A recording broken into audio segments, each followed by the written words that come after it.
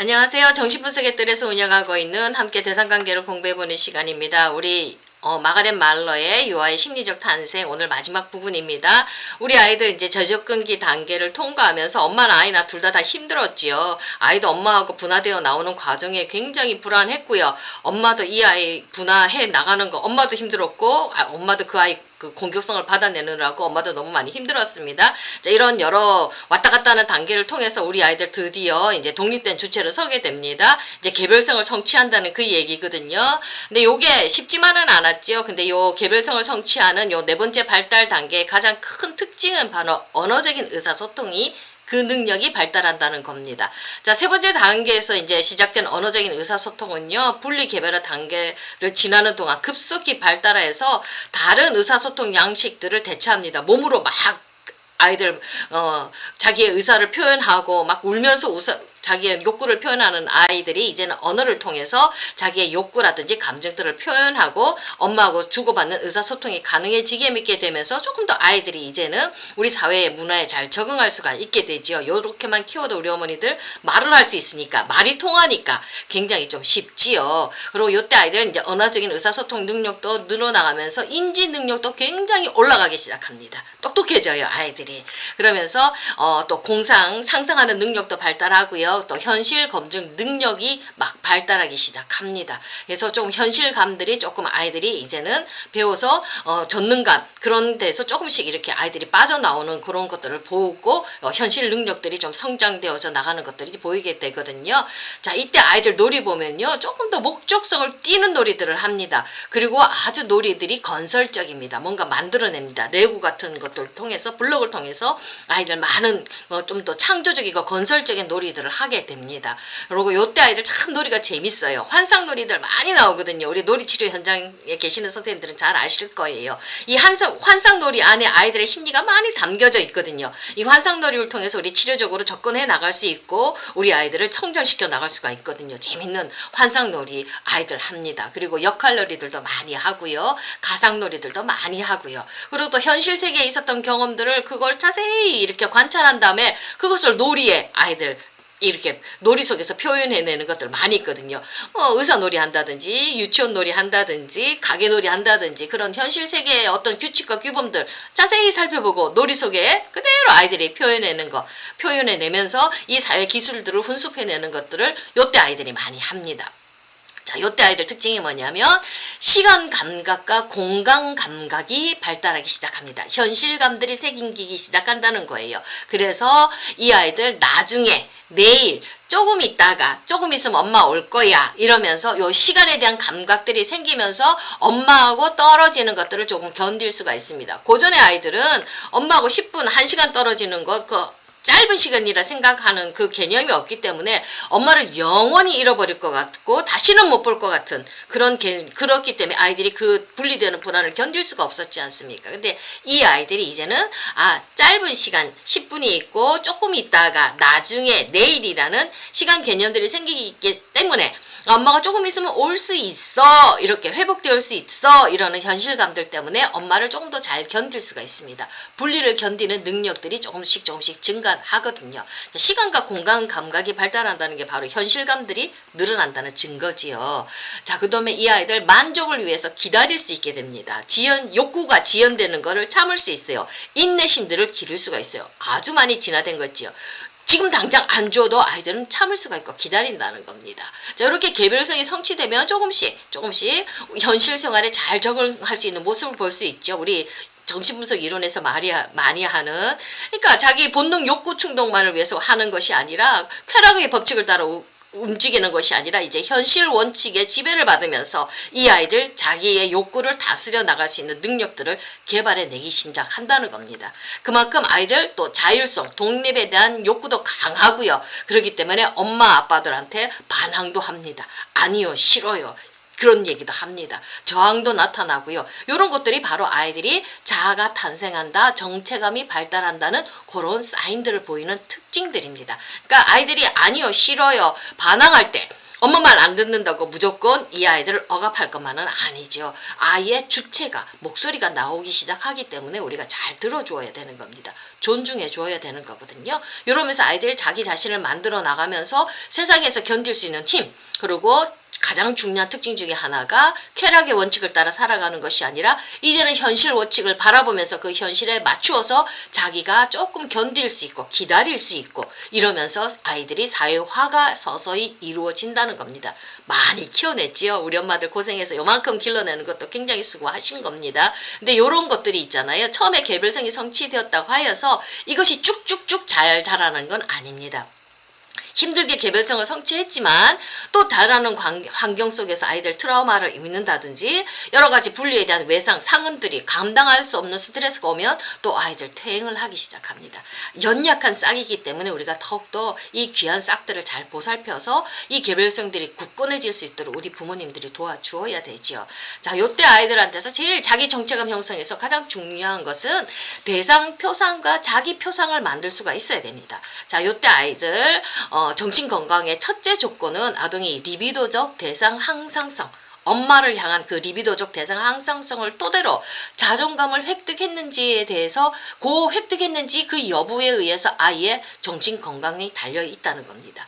자, 엄마를 향한 리비도적 대상 항상성이 있어요. 근데 그걸 토대로 자기 표상을 만드는 겁니다. 자, 엄마라는 대상 표상을 따라서 거기와 분화된 자기만의 어떤 정신 표상을 또 만들거든요. 자기 정체감, 자기 표상을 만든다는 겁니다. 예를 들어서 자, 이 엄마가 계속 아이를 버리고 도망가는 엄마예요. 이 아이에게 항상 일관된 사랑을 주지 않는 버리고 가는 엄마예요. 나쁜 엄마예요. 그러면 이 아이는 그런 대상 표상을 아이가 갖고 있으면 거기와 같이 연결된 자기 표상은 어떻게 만드냐면 나는 엄마가 안 이뻐서 나를 버리고 갔어. 나는 나쁜 아이야. 나는 버림받을 만한 그런 나쁜 아이야. 요렇게 자기 표상을 만들어내는 겁니다. 그러니까 나쁜 엄마하고 나쁜 자기 표상이 짝을 지어버리죠. 그러니까 무서운 거예요.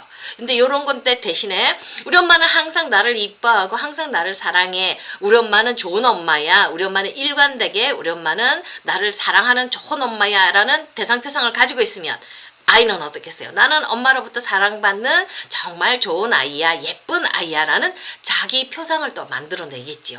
요 대상 표상과 자기 표상을 굳건하게 이 두 개의 심리적 구조거든요. 요 구조가 바로 아이의 깊은 무의식적인 자기 정체감을 만들어낸다는 겁니다. 그러니까 요때 좋은 엄마, 일관된 엄마의 표상을 해주는 거. 요거는 어떤 때 어떻게 해주냐면 엄마가 교육을 해서 가르쳐주는 거 아니거든요. 나는 좋은 엄마야. 나는 너를 항상 보살펴줘. 나는 너를 떠나지 않아. 나는 언제나 너를 지켜줄 거야. 이런 언어가 아니라, 말이 아니라 아이하고 3살까지 이전에 아이하고 엄마하고 관계 경험들, 현실 속에서 아이하고 관계, 몸으로 부딪혔던 그 경험들 속에서 이 대상 표상들이 만들어진다는 겁니다. 말보다는 경험이지요. 이 경험이 무의식 안에 그대로 들어간다는 겁니다. 엄마하고 눈과 눈, 피부와 피부가 마주치면서 일관되게 경험했던 엄마의 상이 내 마음 안에 들어가면서 자리 잡으면서 대상 항상성이 자리 잡으면서 거기에서 사랑받을 만한 이쁜 아이라는, 나는 훌륭한 아이, 좋은 아이라는 자기 표상이 구조화되어진다는 겁니다. 요 두 개가 튼튼하게 세워져야지 우리 아이들 정신건강이 아주 튼튼한 거거든요. 그러니까 말보다 더 중요한 건 엄마하고 아이하고 3살 이전에 실제로 피부로 느끼면서 눈과 눈이 마주치면서 경험하는 그 관계 경험의 질이 아이의 좋은 정신 건강의 토대가 되어진다는 겁니다. 그걸 우리 엄마가 만들어주는 거거든요. 자, 요럴 때 근데 만약에 아이들이 좋은 엄마만 경험하지 않지요.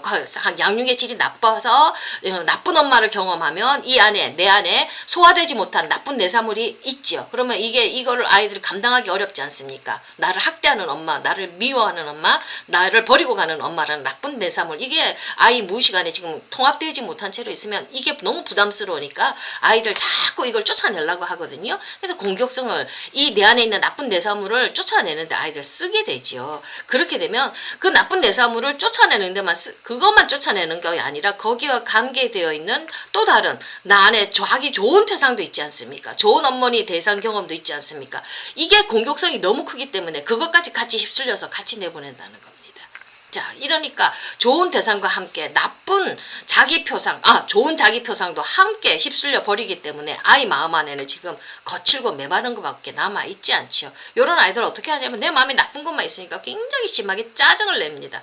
텐트럼이 굉장히 심하거든요. 그러면서 우리 아이들은 좋은 엄마를 내재화 시켰을 때는 내가 혼자 있을 때, 외롭고 힘들 때, 그 좋은, 나를 위로해주고 격려해주는, 그 좋은 엄마 표상을 사용해서, 그걸 통해서 내 마음을 이렇게 다 스스로가 이렇게 도닥도닥 다스려 나가야 되는데, 그게 없어지니까, 아이들 어떻습니까?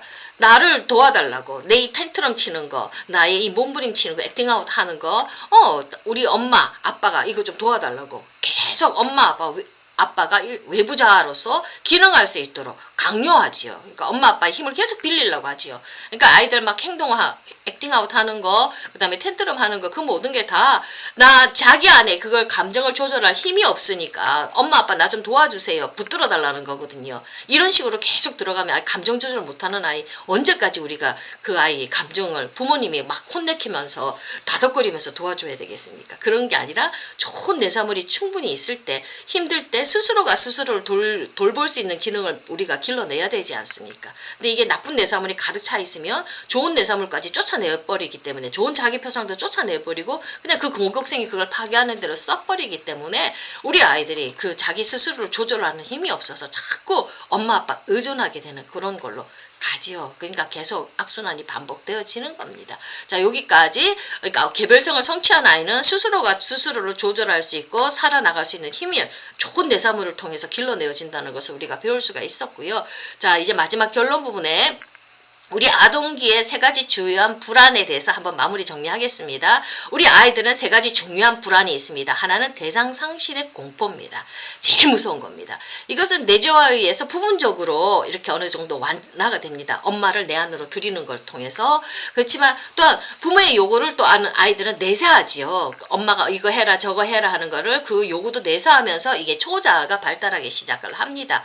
근데 아이들은 자, 요게 이제 초자아 발달, 부모의 사랑과 요구를 내사하면서 이게 초자아 발달도 되지만 이 아이들은 부모의 사랑을 잃어버리는 대한 공포, 부모를 상실하는 것에 대한 공포, 그 불안이 가장 크지요. 그래서 아이들은 부모가 이걸 인정해주고 안 인정해주는 것에 대해서 부모의 사랑을 받고 안 받는 것에 대해서 민감한 반응을 나타내죠. 대상 상실에 대한 불안, 공포는 계속 우리 성인들한테 내재되어 있고 잠재되어 있는 거거든요.